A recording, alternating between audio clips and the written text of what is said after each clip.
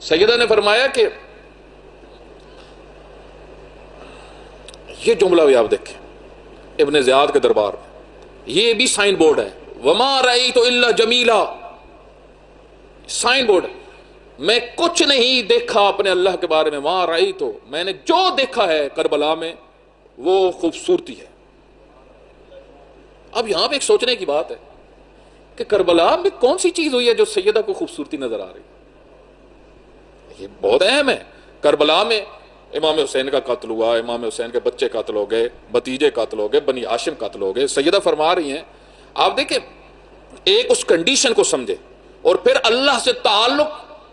اور نگاہ دیکھے کتنی بلند ہے، ایک حقیقی اللہ کی ولی کی نگاہ کتنی بلند، وہ کس طرح ہستی کو دیکھتی ہے۔ میں نے جو کچھ دیکھا ہے وہ خوبصورت ہی خوبصورت ہے،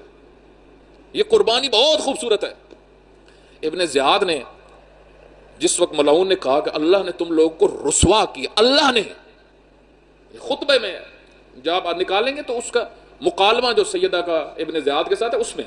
اس نے کہا تمہیں دیکھا اے زینب کبریٰ،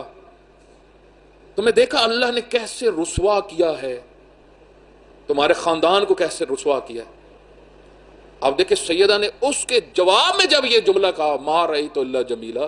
ہم تو رسوا نہیں ہوئے، ہم نے تو جو دیکھا ہے وہ خوبصورتی دیکھی، اور پھر کہا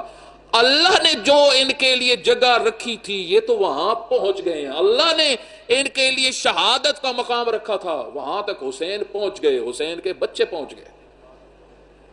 اس جملے سے آپ دیکھو اس کو کتنی تکلیف ہوئی کہ وہ کس طرف لے کے جا رہا تھا بات، اللہ نے تمہیں، یعنی اب عموماً خواتین زیادہ سے زیادہ اگر کوئی عام خاتون ہے تو وہ کیا سوچے گی، اللہ نے تو واقعی ہمارے ساتھ کیا کر دیا۔ آپ دیکھیں نا ہماری آئیڈیالوجی کے مطابق یا ہماری عموماً خواتین کی جو آئیڈیال سوچ ہوتی ہے کہ مصیبت میں کیا کیا گلے، مثلا اگر کوئی آ کے خواتین کو کہے کہ جی بڑا افسوس ہویا جڑا تواڈے نال ہو رہا انج کسی نہ ہوئے، اللہ ہی تانوں تکیا، تو آگے سے کیا کہیں گی، اللہ سانوں ہی تکیا اور تو اللہ نو لبدا بھی کوئی۔ اب ایک یہ سوچ ہے۔ تو ابن زیاد ملعون نے یہ جو بات کی تھی اس کے تصور میں بھی نہیں تھا کہ آگے سے مجھے یہ دندان شکن جواب ملے گا۔ اصل یہ اس کو کہتے ہیں حقائق بیان کرنا، ڈائلاگ۔ آپ دیکھیں حضرت موسیٰ علیہ السلام نے فرعون کے ساتھ گفتگو میں ہی فرعون کو ختم کر دیا تھا، یہ قرآن نے بیان کیا ہے کہ گفتگو کے دوران اس کو سمجھ لگ گئی اور عوام کو بھی سمجھ لگ گئی وہاں پہ جو کھڑے ہوئے تھے کہ فرعون فارغ ہے، اس کے پاس کوئی جواب نہیں ہے، اس کے پاس کوئی بات نہیں۔ اصل میں سیدہ نے ان جملوں کے ذریعے سے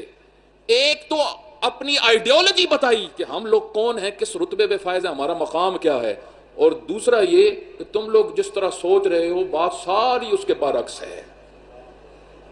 لوگ جس طرح سوچتے ہیں بات ساری اس کے برعکس۔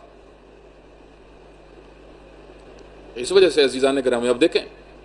جس طرح میں نے بیان کیا تھا علی لاری جانی کی جب لاش آئی اور بیٹے کی لاش آئی، دونوں کی لاش، تو شہید مطہری کی بیٹی ہیں، علی لاری جانی کی جو زوجہ ہیں وہ استاد شہید مطہری کی بیٹی ہیں، تو انہوں نے وہاں پہ جو تقریر کی اس میں یہی جملہ کہا، کیونکہ لوگ سارے ایک تبصرہ ہو رہا تھا علی لاری جانی اتنی قیمتی شخصیت، اتنے بڑا ڈائلاگ کرنے والا، مذاکرات کا